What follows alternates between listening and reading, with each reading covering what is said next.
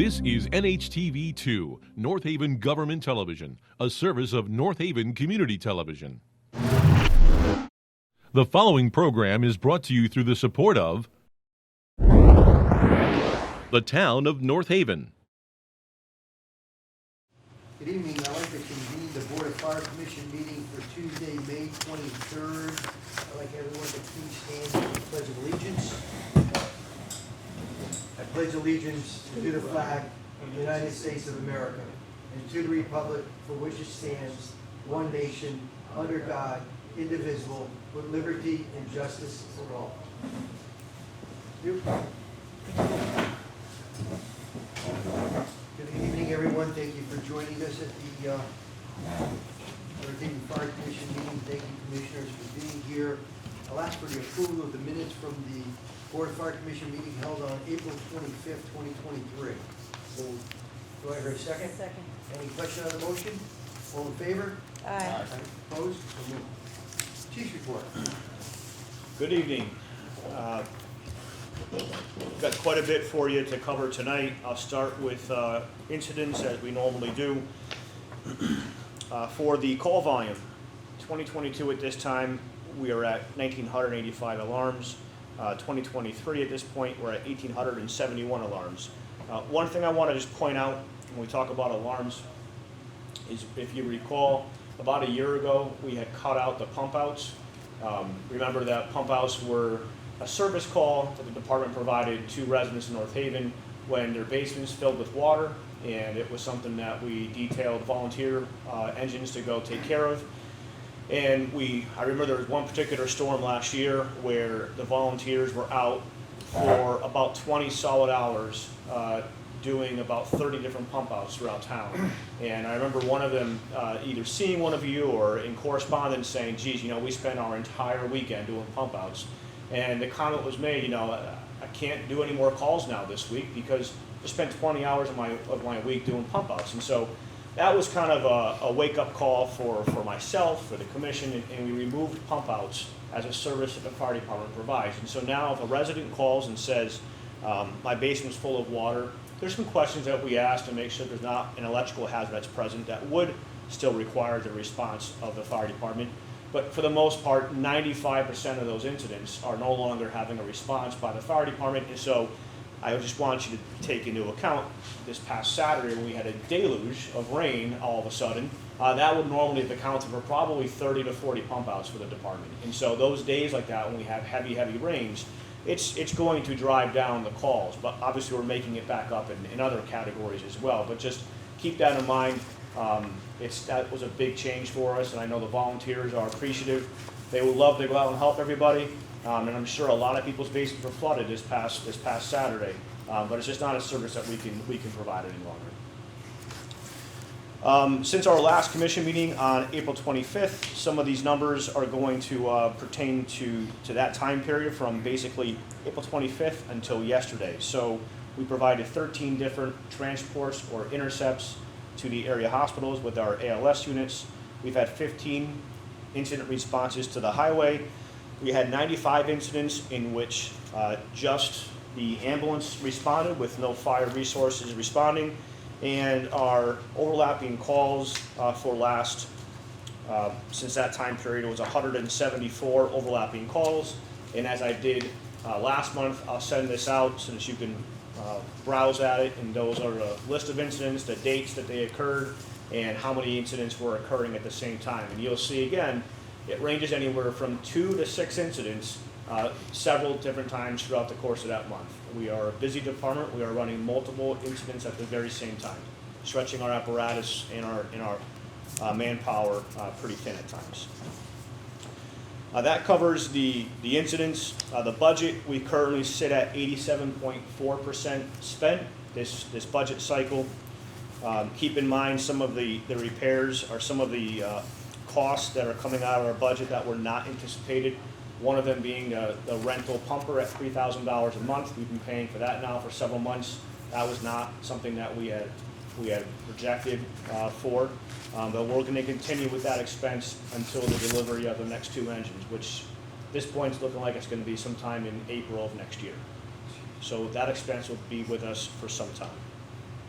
Since our last commission meeting, we've collected almost $137,000 in permit fees. And as we sit here with only a few weeks left of this fiscal year, we are at just about $584,000 in permit fees collected for the fire department. Some other factors that are impacting the budget I'd ask the commission to keep in mind is we have one member who continues to be on military leave. He's been on military leave this entire fiscal year. We had his position covered for a short time, but due to some promotions, it's no longer covered and it remains vacant. It's a lieutenant position. It'll remain vacant and covered with overtime until, I'm thinking October, sometime in that time frame. I don't know, but obviously that's something else that we didn't budget for, we didn't anticipate, and it's one of those things that we just don't know from year to year on military leave. I've had two members that are projected to be out long-term. One was injured on April 28th, one was injured on May 15th, and we can cover details with that under executive session. But just giving the commission a heads up that those members are anticipated to be out for an extended period of time and will be covered with overtime. Our fire marshal's office has been extremely busy. You were provided with packets showing the number of inspections, some properties of concern right now. It looks like there were 80 inspections just in the month of April alone, 6 different code violations, 4 of which have since been corrected, 1 abatement order, 8 plan reviews and 35 permits, as well as nearly 70 public records and public inquiry requests. We're seeing those numbers continue to rise of public inquiries and public records because as we do inspections that we've never done before, we're creating records that never existed before. So the downside to that, if you will, is that those records are now being requested, and so our office has to constantly adhere to FOI requests and public records requests. So certainly sounds like 1.5 positions to me when you look at the number of inspections and the permits that are being approved. And then on top of that, you tie that into the month of April with the number of fires that we had, and that sheet is almost entirely full in the month of April. You can see April, there was a number of fires, various types on there, some of which were incendiary, which we've had to investigate. And so that takes those same individuals that are normally doing inspections, and now they are detailed to a fire, which is of course unplanned for some period of time in order to prepare the report and investigate the cause and origin. So that is the fire marshal's report. Other than that, that's what I have. I can cover the remainder of some of the things in executive session. Any question of the chief regarding his report? Yes, Chief. Regarding the overlap report, we had an overlap in 71. We had 5 incidents reported between 1 and 2 p.m. on that day, Yep. on 5/19. Walk me through how that works. So I can, in order to get specific, I can look up those alarms and see if they are medicals or if they are fires. But just, it's probably a combination of both. And so it's obviously with only 4 career apparatus that are staffed. If we had to send all 4 to medicals, we will separately, but most likely that's a combination of severe medicals and fire calls. And we either couldn't send anybody until we cleared another scene, or we were dispatched to volunteers and we wait for the volunteers to respond, which, as we've talked about in this forum before, the volunteers are currently turning out for about 50% of the calls, and their turnout time is about 20 minutes in order to get a crew together. So when you see incidents like that, where there's 3, 4, 5, 6 plus incidents going on, chances are we're sounding the tones for the volunteers and hoping to muster a response. And as soon as we can clear a career apparatus, we'll clear a career apparatus and start that direction, but typically that's several minutes delayed. So when it says last unit cleared, is that when they left the scene, or is that when someone arrived? When they left. When they left. So we don't necessarily have, this doesn't give you necessarily when It's they not, arrived. it is Okay. not, yeah. Yeah, we'd have to pull a specific day and say, all right, what happened on this day? And we can get into details. These reports, you can spend hours and hours running them and figuring it out. I'm pleased to look at, as of yesterday, whenever we were at 87.4% on our budget spent. I know we still have some incurred but not reported. But you know, that's pretty darn good. That includes the incurred. Okay. Yep. And the other thing is, when you look at the fire marshal's activity, and correct me if I'm wrong, you know, the last fire marshal we had the red car. What are our fire marshals using now? We have an unmarked vehicle, and we have an older police vehicle. The red car is pretty much retired at this point. It's, God, we've had that for 6 years, and we received it from the police department, and they had retired it. So I don't have the exact age or mileage on it, but it's definitely up there. I found it interesting, and I know, I'm not sure if you shared that article with all the commissioners, that email, regarding the fraudulent fire marshals that were going out to businesses and private homes, and looking to find them and collect money from them. Here in North Haven? No, not in North Haven. Close by, though. In other areas. You know, it just seems to me that we need to make sure that whatever vehicles they're in, they're identified as fire marshals. So there's two theories there. There's some vehicles that need to be identified and other vehicles that don't. It depends on what you're doing. Sometimes we have our inspectors looking at properties that we don't want people to know that they're being watched or being looked at or being, you know. So there needs to be a combination of both. Yeah, what I will tell you is that they should never be in their personal vehicles doing this, ever. That opens a door to just too much in terms of liability, compensation. It's just, I think it's a bad optic. If you're there to enforce state fire code and you're there to enforce town policies, you need to have, we expect you to wear a uniform. You can't be getting out of your personal car and going and doing enforcement. You know, it seems to me that we just moved these to fire marshals from contractors and part-time to full-time employees for liability relief, and now here we are, if they're using their personal vehicle. Well, they're not. We have enough vehicles where they're not right now. But Okay. again, keep in mind that one of them, again, is a retired police car that was no longer suitable for the police, but we're going to use it now for a period of time. And so I think it just goes to show that I've asked for admin cars, and these are admin cars, whether it's for a chief, whether it's for fire marshal, inspectors, these are admin cars. I've asked for an admin car in my term as chief every single year except for one, and I've never received one yet Well, just back to the point about the cars being marked. through a capital request. Yeah. So it would seem if they're going to a property, they don't want someone to know, they're never gonna be going to someone's door asking them to No. inspect or Correct. get money. Correct. So I think the concern would be that if they're gonna be interacting or asking to be let into a building, then they should be in some marked kind car. of marked car or have Right. some, other than just a uniform, because people can easily, Sure. Yep. get a uniform, and that might be an important thing, especially if this happened around here, to let people know first of all, a fire marshal's never gonna collect a fee from you, right? Correct. So that should be made Yep. clear. Okay. Any other questions regarding the chief's report? I just have, on this fire investigation, there seems to be a lot of brush fires, is there? Yes. Think about how dry it was Yeah. the month of April. And so it's just a matter of the environment, not necessarily, Yeah, not a rash of anything in particular. It's anything from careless smoking to, we've got some of our parks are being used more and more, and so there's some careless burning taking place there. As we start moving into 4th of July, there'll be fireworks that cause that. But when you start getting those really, really dry periods, it's going to trigger a lot more brush fires. We've got issues right now in a couple of streets in town where things keep getting dumped and burned. We're trying to work through that as well.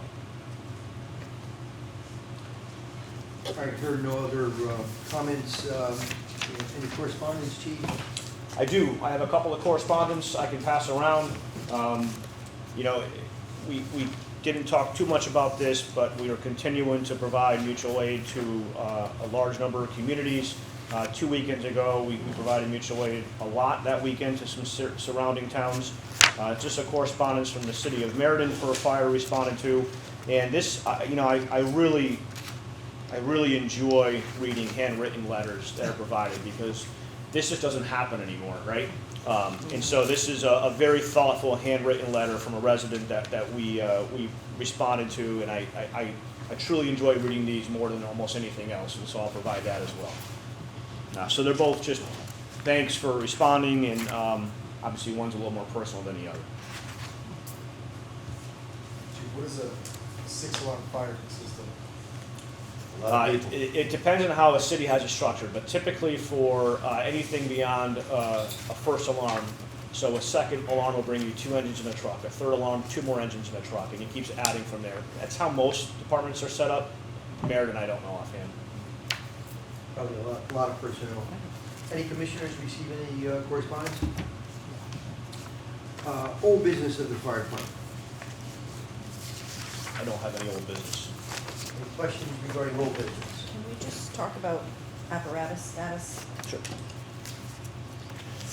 Nothing's changed since our last time that we met. The ladder truck that was involved in an accident is still out of service, and we expect that back within about 2 weeks. The apparatus that was struck on a highway is nearing completion, and we expect that back probably within the same time period, actually. We've got to get it serviced now because it's been sitting for so long and going through some preventive maintenance and pump checks and engine checks and that kind of thing. And so I hope that by the time we meet next, we have 2 ladder trucks again, and that we have the pumper, the engine back that was hit in a highway back in, December of 2021.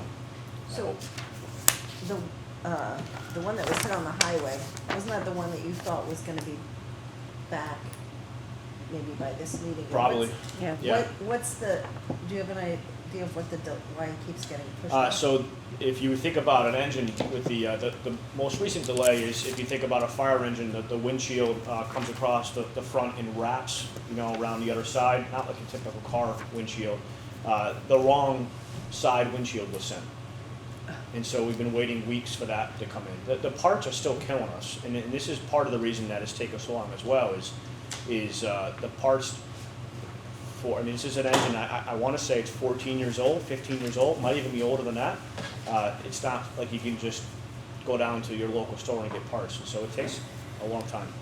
And they're sole source parts. So otherwise, the apparatus is as it has been. We're very short-handed, we continue to be, and we are struggling to keep up with preventive maintenance right now on the fleet. It's becoming upsetting even to the volunteers. I mean, I know that every time we have to take an engine out of service, we're pulling an engine from a volunteer station, and we're trying to give them something to use, and that the bouncing back and forth, it's like musical chairs every couple of days because something breaks and we've got to get something else to replace, and so they're switching equipment from one engine to another engine because we don't have enough equipment to go on every apparatus we have. We only have enough equipment for the engines that we have in service, and it's upsetting to them as well, and that doesn't do anything to help us with our volunteers. Volunteer numbers, do you have No those? change, no significant change. Yep, we're still in the high teens. Chief, the ladder truck that was struck on Broadway, our insurance company's taking care of that? To be determined on that. Okay, I'm working with finance, they have all the information. okay. Any other questions on business? Okay? New business. New business, the only thing that you have in front of you are list of dates for next year that we need to provide to the town. These are fire commission meeting dates. Do we need to make a motion on these? So I guess just for your Okay, awareness. Just May, I bumped up to the 3rd week because it was literally the day after Memorial Day. Yeah, I didn't think anybody wanted, so I just went to the week before. that's perfect.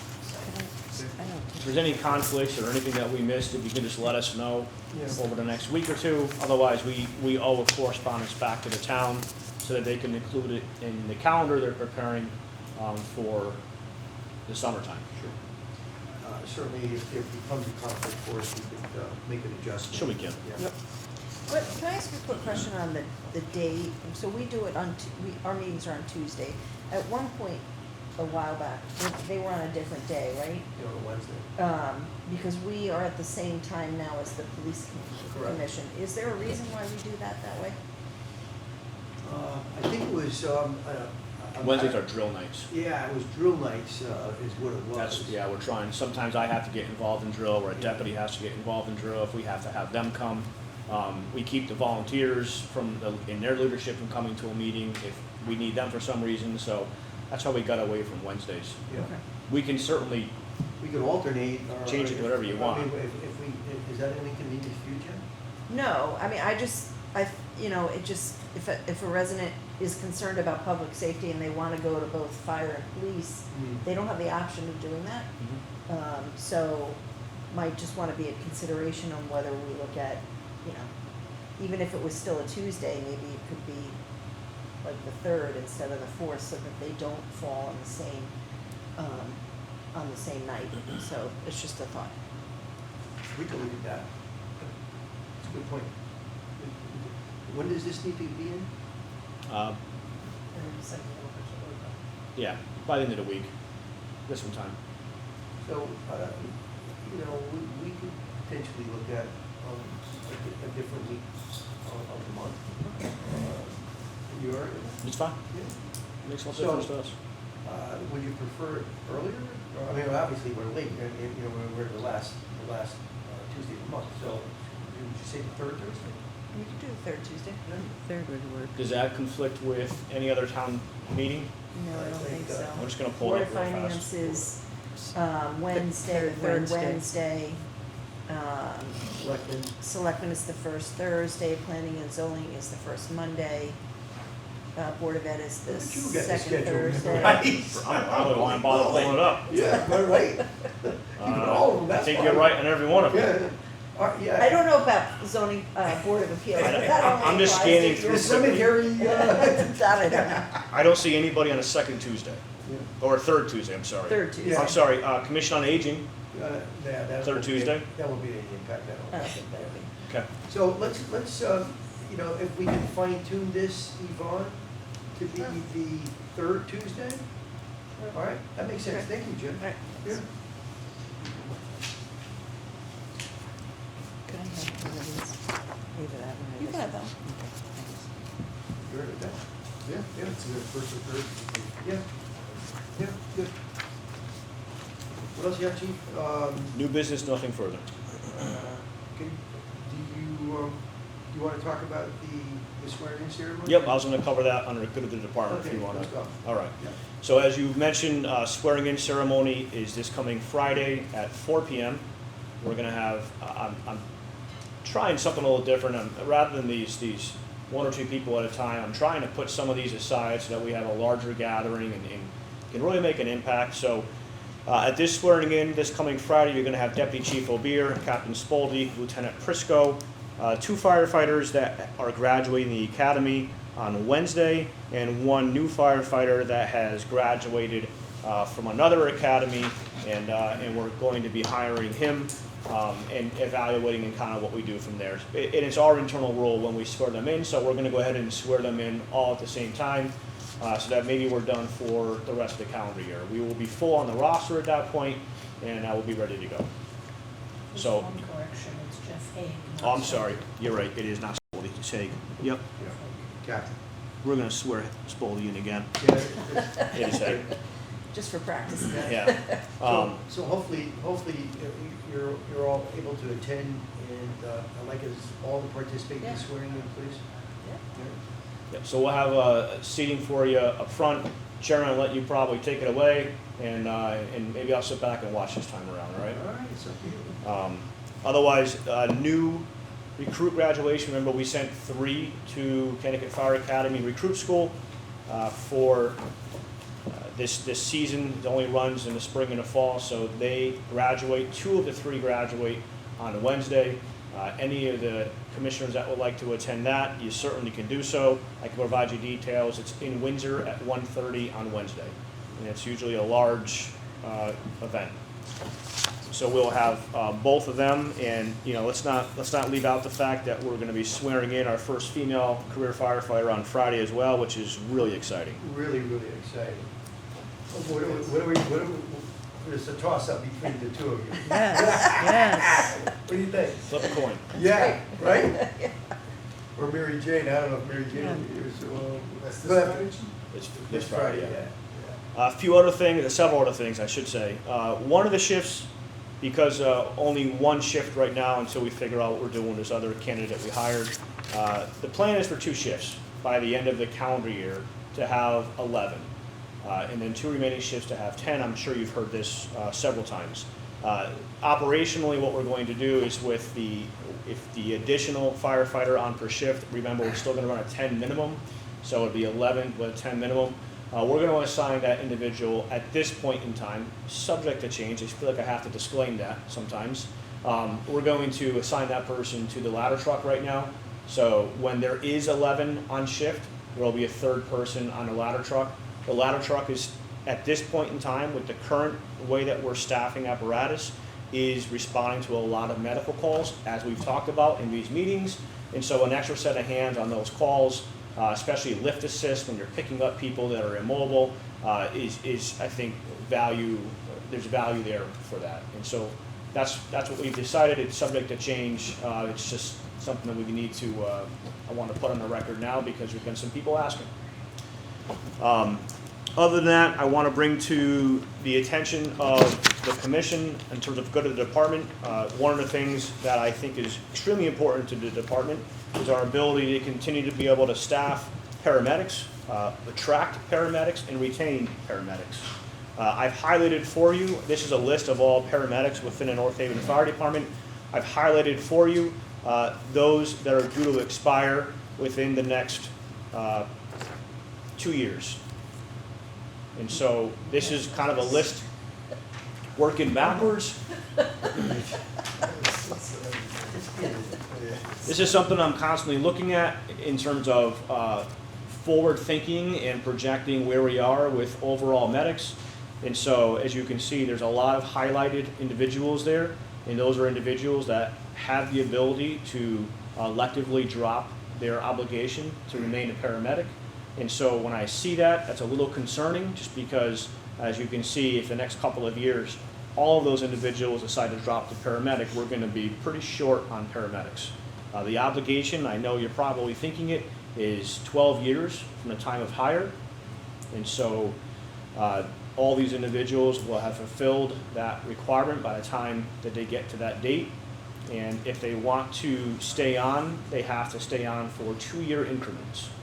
And so I'm hopeful that some of these individuals will decide to stay on, but I know looking at that list right now, half won't, because they're already counting down the days. So I just think it's important for the commission to realize we ask a lot of our paramedics, and they don't receive a whole lot more than a firefighter EMT. And so we're asking them to do a lot more for not much more than what they would get if they didn't have a paramedic. So for your awareness, keep that in mind. I see our firefighter who's on military leave is a paramedic, and he hasn't been here. Yeah, you can forever. take him off, Yeah, essentially. Right. Yeah.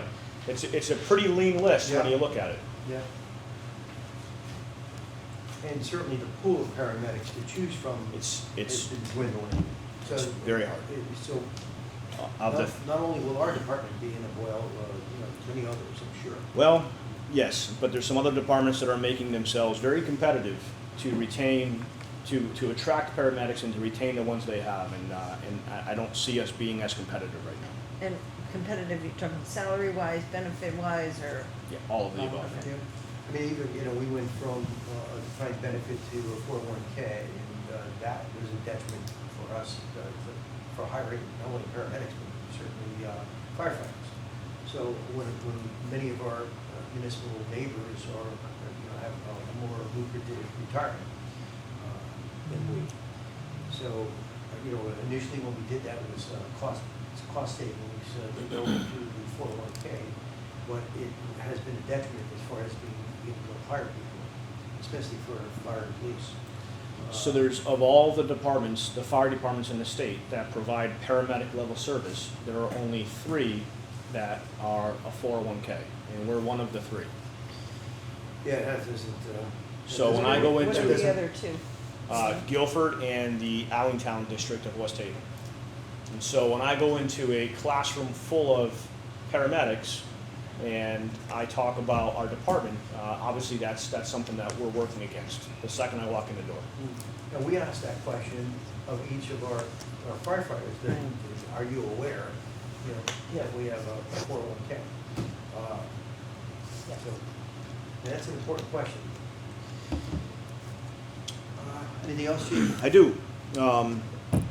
Monterey School, just wanted to make sure the commission was aware that we've got a great relationship with the Board of Ed, particularly with the superintendent and really all the school principals. So we ran a drill through, as my obligation as emergency management coordinator for the town. One of the many things that I have to come up with is, how will we ever evacuate a school if we ever had to? And what does that process look like? And where are we going to put the students? And do we have buses on standby? How many buses would it take? And how are we keeping track of attendance? And all these other things, from medication to behavioral students to that whole process. How long does it take? You know, if we're at one of these elementary schools on a cold, raw January day, and the school is full of carbon monoxide and the kids are all outside, you know, they're going to be looking at me saying, hey, how long do we go into school? How long is it going to take till we can ventilate the school and make it safe? And in our head, we need to be thinking, well, how long would it really take to get all these students somewhere else? And so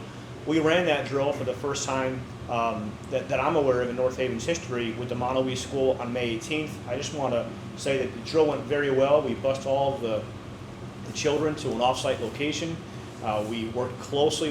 We hired staff. We worked with police on traffic, and we accounted for every student to and from. And I just want to thank the parents particularly for their faith in the department in making sure that their child was safe throughout that entire thing. And the lessons that we learned, more so on an administrative lesson, you know, particularly with the Board of Ed, was tremendous. And you'll probably hear some mention of it at the Board of Education meeting if you were to watch that. And our plan is to do this with all of the schools as we move forward and to gradually make it more realistic. But we want the parents to feel comfortable that the town has a plan and that we know how to execute it. That's very interesting, because I had never thought about that. I've worked in schools for years, and we always did drills, and you just go outside and stand around until they Right, tell you to but go what if you back can't go in. back in one day, right? Well, certainly, you know, on behalf of our commission, many thanks to the principal, the teachers, the parents, as you indicated, and all involved in this. Very important. Thank you, Chief, for coordinating this. Sure. Appreciate that. A couple other things, we've been notified, and just this is recent news, if you happen to hear of it, there is a strike taking place within several group homes in the state, and so you might see that on the news next couple of days. We are in communication with state, and we are working on plans on what group homes will be affected and that. But obviously the concern goes to how are they going to be cared for, and who's going to be present, and what happens if there's an emergency. And so if you happen to hear something, I wanted the commission to just be aware that we're aware of it. We know which ones are going to be affected, and we've got a plan. How many group homes do we have in town, Chief? It's a good question. I tried getting that number right before I walked out, and I couldn't get it fast enough, but more than you would think. I think 25, 30. Wow. More than you would think. They're in neighborhoods that you would never expect them to be.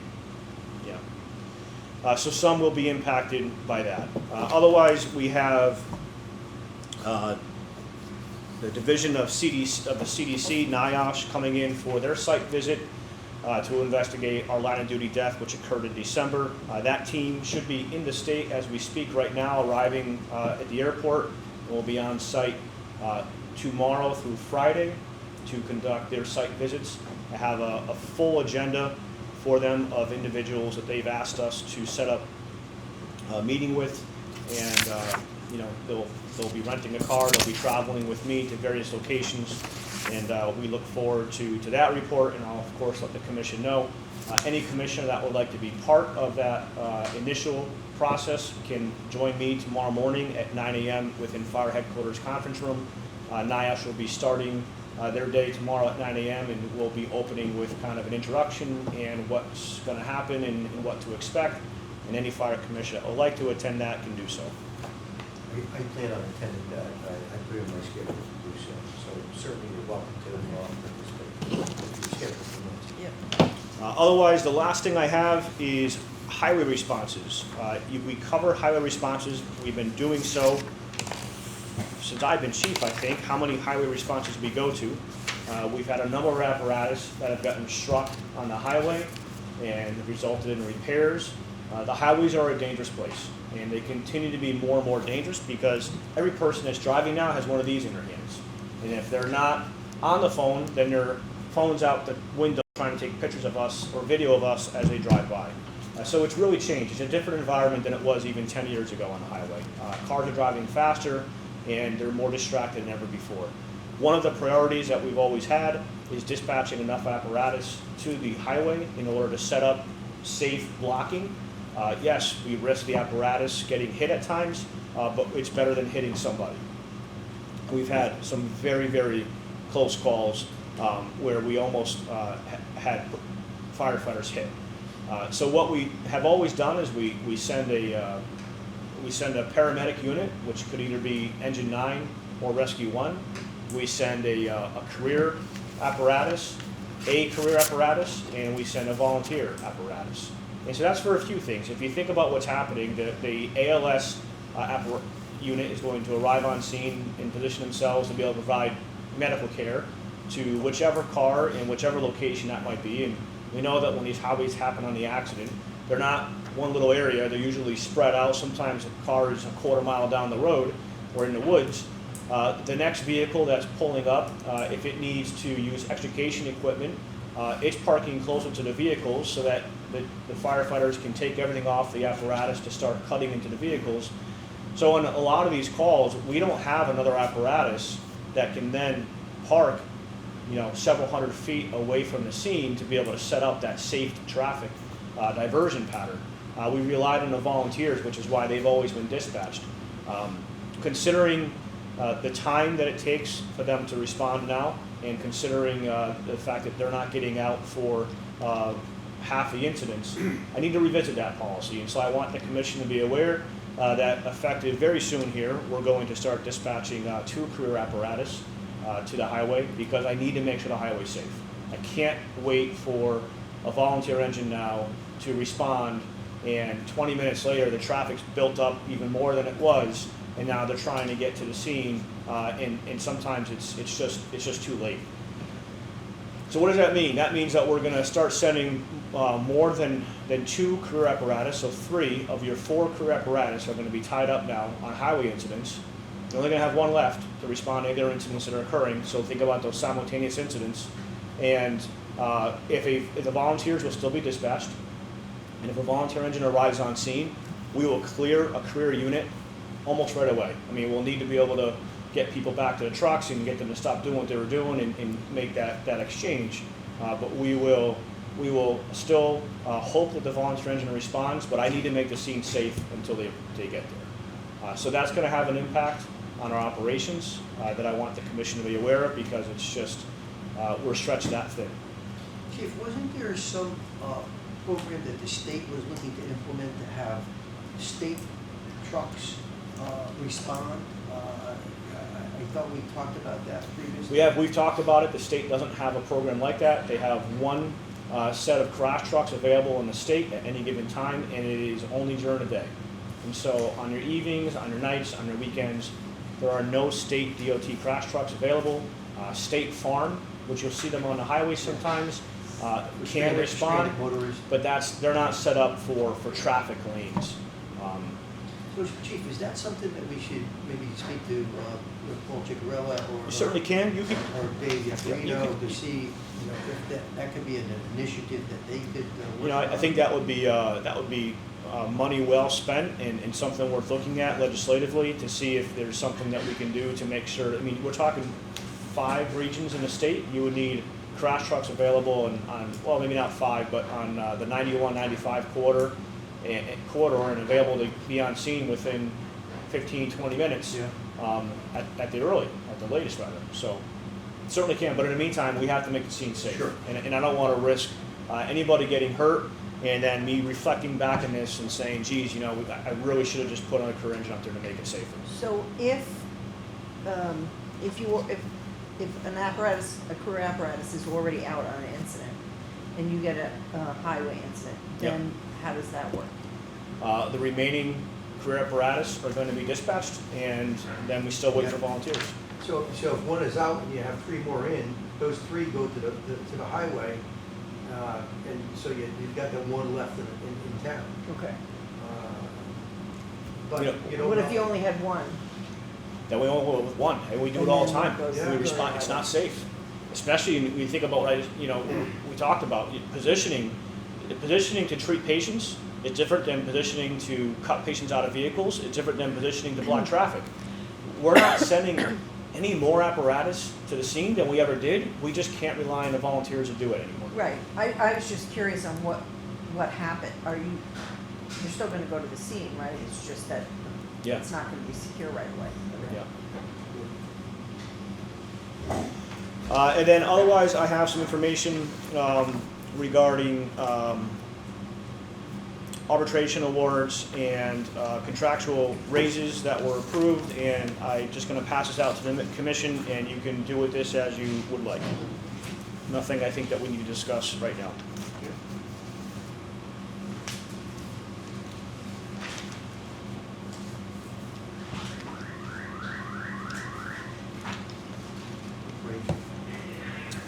Parade is Saturday. All the commissioners are welcome to attend the parade. We're going to be lining up on Standish, and you're welcome to march. I'm hoping it doesn't rain and that we're going to march even if it drizzles, I hope. Commissioners are always welcome to join in the parade. And certainly if you want to ride and do a walk, We can accommodate that as well. Accommodate that. Ms. Brown has never ridden in a fire apparatus.